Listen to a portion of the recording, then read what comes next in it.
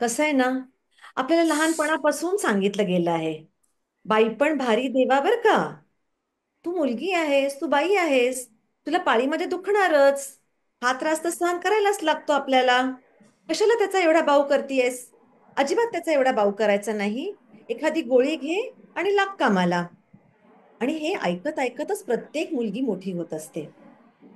आपण जाणून घ्यायला पाहिजे की जी नॉर्मल मासिक पाळी असते त्याच्यातल्या वेदना कशा असतात. त्या अतिशय सौम्य असतात. थोडं ओटीपोटात दुखणं, थोडं कंबर दुखणं, थोडं पायात गोळे येणं, थोडं झोपून राहावंसं वाटणं आणि एखादी मामुलीशी पेनकिलर गोळी घेतली की बरं वाटणं. आणि पहिल्या दिवशीचा ती पाळी संपली की दुसऱ्या तिसऱ्या दिवशी ती मुलगी अगदी मोकळी असते, तिला विशेष काही त्रास होत नसतो. बरोबर. हो. एंडोमेट्रियोसिस हा जो आजार आहे ना, त्याचं सगळ्यात महत्वाचं लक्षण आहे पेन अर्थात वेदना. आणि या वेदना काही थोड्या थोड्या थोडक्या नसतात बरं का. ह्या अतिशय तीव्र असतात. ओटीपोटात अतिशय जडपणा येणे, ओटीपोटात अगदी पिळवटून निघणे, इतकं की कधी कधी ती मुलगी ना गडाबडा लोळत असते. अहो डॉक्टर, तिला ना साध्या सुध्या गोळ्यांनी काहीच फरक पडत नाही. तिला शेजारच्या हॉस्पिटलमध्ये घेऊन जायला लागतं मला इंजेक्शन द्यायला. आणि इंजेक्शन दिलं ना तरच तिला थोडं तरी बरं वाटतं. आणि तरी देखील ती झोपून राहते, तिचं शाळा कॉलेज बुडतंच बघा. ही जी वेदना असते ना, ही पाळी सुरू व्हायच्या आधीपासूनच सुरू होते एंडोमेट्रिओसिस मध्ये. पाळी यायच्या आधीचे 8-10 दिवस थोडं थोडं ओटीपोटात दुखत राहतं. एक जडपणा येत राहतो. रेस्टलेसनेस, अनइझीनेस हा चालूच राहतो. आणि पाळी आली ना, त्या दिवशी तर ती मुलीचा हाल बघवेना असे होतात बघा. अतिशय तीव्र वेदना असतात. अगदी ती ना पोट दुखून अशी बसून राहते किंवा रडत राहते. आणि पाळीचा पहिला दुसरा दिवस संपला ना तरी देखील ती वेदना शमत नसते बरं का. ती काही प्रमाणात चालूच राहते. मग दिवसातनं 2 गोळ्या घ्या, 3 गोळ्या घ्या आणि मग थोडं ती बरी होत असते. आणि म्हणूनच एंडोमेट्रियोसिस हा आजार खरोखरच खूप त्रासदायक असतो. इतका की जेव्हा आम्ही आमच्या कन्सल्टिंग रूम मध्ये बसतो आणि अशा मुली आमच्या समोर येतात, आम्हीच तिला विचारतो, "ह्या ग बाई, तू कसं तुझी कामं करू शकतेस इतकं पेन असताना, इतकं दुखणं असताना?" आणि ती मुलगी हसून म्हणते, "मॅडम, आता ना मला या पेनची सवय झालेली आहे. मी तसंच काम करते, मी तशीच कॉलेजला जाते." पण अर्थात तिचं या सगळ्या गोष्टींमध्ये लक्ष लागत नाही. She cannot perform to her fullest. ती अतिशय 50% एफिशियन्सीवरच काम करत असते. त्यामुळे पेन हा या एंडोमेट्रियोसिसचा एक अतिशय महत्वाचं लक्षण आहे.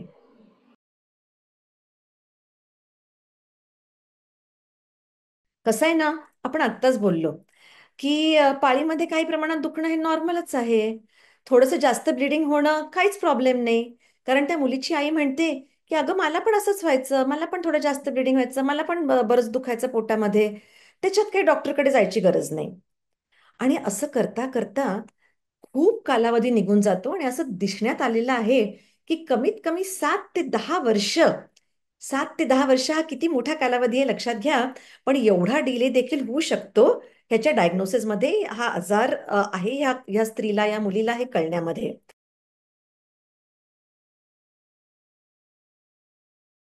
आपण हे जाणतोच की कुठलाही आजार हा टाळण्यासाठी किंवा त्याची तीव्रता कमी होण्यासाठी नियमित व्यायाम आणि चांगला आहार, हे दोन गोष्टी तर आपण प्रत्येक व्यक्तीला सांगतच असतोच. आणि त्याचप्रमाणे असं दिसून आलेलं आहे की एंडोमेट्रियोसिस मध्ये देखील ह्या दोन गोष्टींचा खूप खूप फायदा होत असतो. त्यामुळे जी काही ठराविक योगासनं आहेत, जो एक नित्यनेमाचा व्यायाम आहे, हा जर का त्या मुलीने स्त्रीने केला तर ह्या आजाराचं जे सिव्हिअरिटी आहे ही काही प्रमाणामध्ये निश्चित कमी होत असते. आणि आहाराबद्दल बोललात तर आम्ही ना किती पण तास बोलू शकतो या विषयावर. कारण आपण बघतोय की आजकालची जीवनशैली इतकी बदलत चाललेली आहे की आपण सगळे पाश्चिमात्य आहाराकडे वळत चाललेलो आहोत. प्रोसेस्ड फूड्स, कॅफेन, तुमचे एरेटेड ड्रिंक्स म्हणा, मैदा म्हणा, हे सगळ्या ज्या गोष्टी आहेत हे प्रत्येक आपल्या जीवनासाठी हानिकारक तर आहेतच. आणि त्याचप्रमाणे एंडोमेट्रियोसिस करता देखील हानिकारक आहेत. आणि म्हणूनच जर ताजी फळं, भाज्या, कडधान्य, ज्याला आपण protein rich, vitamin rich diet म्हणतो, ह्यानी निश्चितपणे फरक पडतच असतो. त्याचप्रमाणे ओमेगा 3 फॅटी ऍसिड जे असतात ह्यांनी देखील खूप चांगला परिणाम होत असतो या आजारावर, असं दिसून आलेलं आहे. परंतु एक मी निश्चितपणे म्हणू शकते की हा आजार इतका तीव्र आहे, ह्याची जी तीव्रता आहे ही दर मासिक पाळीबरोबर वाढतच जाते. कारण आपण आत्ताच ऐकलेलं आहे की जेव्हा ती मुलगी किंवा स्त्री पाळीच्या रूपाने बाहेर ब्लीड होत असते, तेव्हा तेच रक्त ओव्हरीजवर देखील पडत असतं आणि हे दर महिन्याला होत राहत असतं.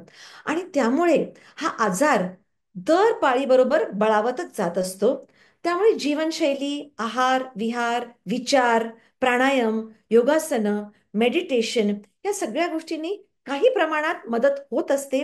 पण तो पूर्णपणे बरा करणं किंवा तो पूर्णपणे टाळणं हे कधी कधी अवघड जात असतं. हा आजार काही प्रमाणात अनुवांशिक देखील आहे. आम्ही बघतो की ज्या स्त्रियांना एंडोमेट्रियोसिसचा आजार असतो त्यांच्या मुलींमध्ये देखील हा काही प्रमाणात दिसून येत असतो. ज्या स्त्रिया खूप जास्त स्ट्रेस घेतात, ज्यांची टाईप ए पर्सनॅलिटी आहे, ज्या एखाद्या हाय पोझिशनवर आहेत आणि खूप स्ट्रेसफुल त्यांचं सगळं कामाचं स्वरूप आहे, ह्यांच्यामध्ये देखील हा आजार आपल्याला दिसून येत असतो. त्यामुळे स्ट्रेस कमी करणं, नियमित व्यायाम करणं, वेळेवर जेवण करणं, अँटी इन्फ्लेमेटरी प्रोडक्ट्स जसं अँटीऑक्सिडंट्स ज्याला आपण मस्त म्हणतो, यांचं सेवन करणं, जे आयदर विटॅमिन्सच्या फॉर्ममध्ये किंवा गोळ्यांच्या फॉर्ममध्ये किंवा आहारामधनं, तर ह्या सगळ्या गोष्टींचा निश्चित फायदा होत असतो.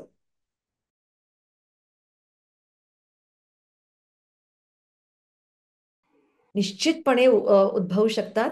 कारण कसं आहे ना, गर्भपिशवीच्या मागे आतडं आहे. गर्भपिशवीच्या पुढे लघवीची पिशवी आहे.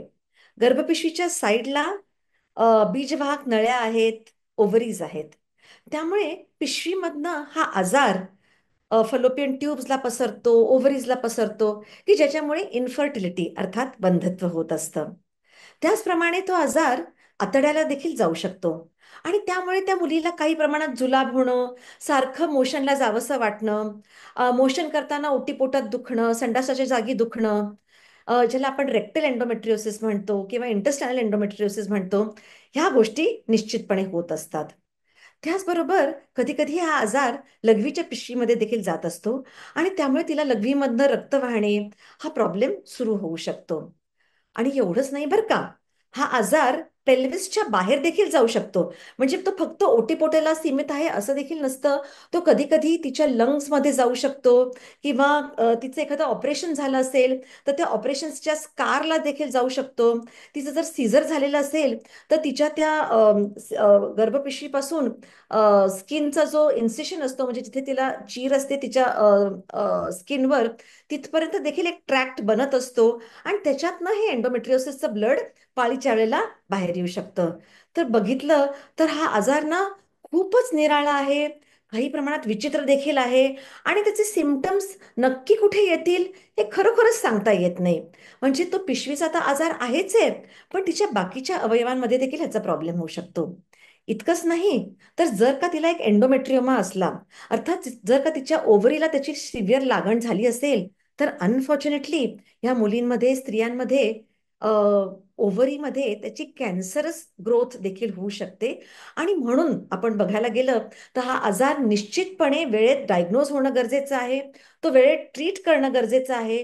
त्या मुलीला किंवा स्त्रीला आपल्या डॉक्टरला वारंवार भेटणं गरजेचं आहे, की जेणेकरून डॉक्टर तिला नवीन नवीन औषधांबद्दल माहिती देतील, तो आजार कंट्रोलमध्ये ठेवायला मदत करतील आणि त्याचं जर का काहीतरी विचित्र प्रकारे त्याचं प्रेझेंटेशन होत असेल तर ते देखील डायग्नोज करतील आणि त्याला ट्रीट करण्याचा योग्य सल्ला देतील.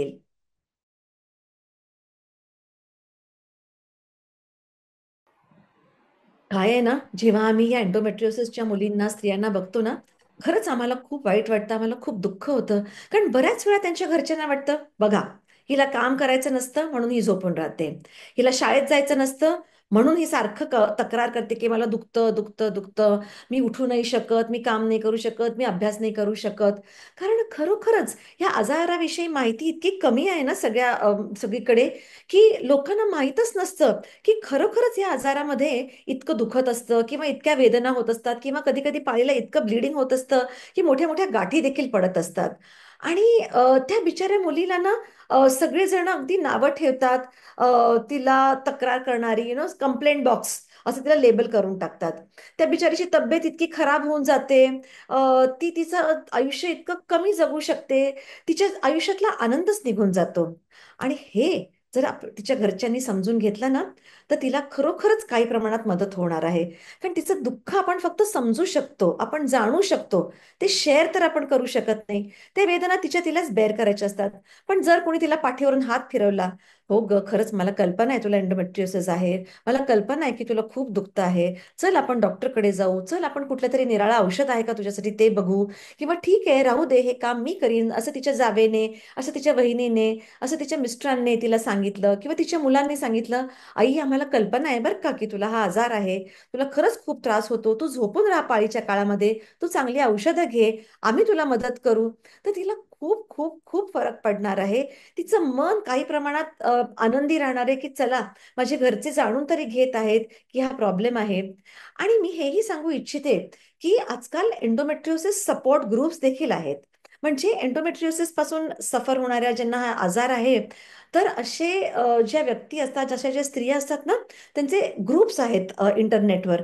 आणि जर या मुलीने, स्त्रीने असा हा ग्रुप जॉईन केला, तर तिला निश्चितपणे समदुःखी स्त्रिया भेटतील.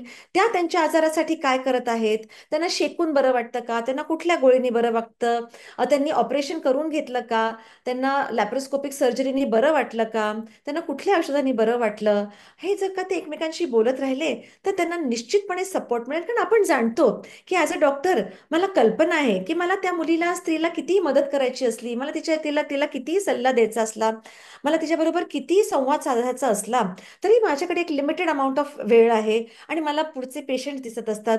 त्यामुळे आम्ही तिच्याबरोबर जे इंटरॅक्शन करतो हे काही प्रमाणात मर्यादित असतं. तिच्या घरच्यांना देखील वाटतं की तिला मदत करावी, तिला सपोर्ट द्यावा, पण प्रत्येकाला आपली कामं आहेत. मग अशा वेळेला जे सपोर्ट ग्रुप्स असतात ना, त्यांचा खूप खूप फायदा होत असतो. आणि त्यामुळे असे एंडोमेट्रियोसिसचे सपोर्ट ग्रुप्स हे वाढायला पाहिजेत.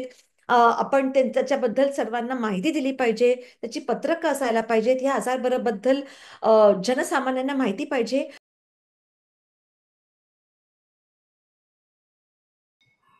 कसं आहे ना, जेव्हा गर्भधारणा होते, ओके, तेव्हा काय होतं, पाळी बंद होऊन जाते. आणि पाळी बंद झाली की ते जे ब्लड आत पडायची प्रक्रिया असते ओव्हरीवर, ट्यूबवर, आजूबाजूला, ती प्रक्रियाच बंद होऊन जाते.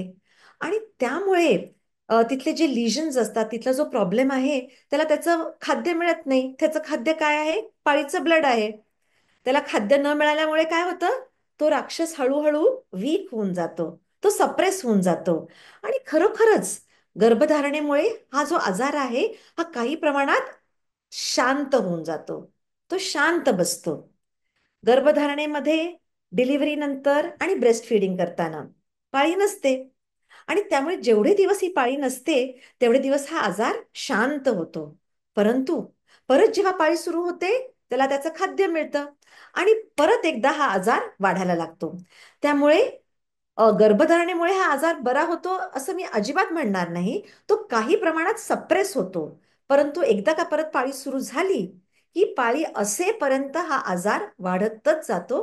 हे आपण जाणून घेतलं पाहिजे आणि त्यामुळे तो गर्भधारणेमुळे बरा होतो हे मी अजिबात मान्य नाही करणार. बायरला पण खूप खूप धन्यवाद देते की त्यांनी हा पॉडकास्ट सुरू केला. एंडोमेट्रियोसिस बद्दल जाणण्याबद्दल, लोकांमध्ये या आजाराविषयी माहिती पसरण्यासाठी हा पॉडकास्ट सुरू केला. ह्याच्याबद्दल मी त्यांचे खूप खूप आभार मानते.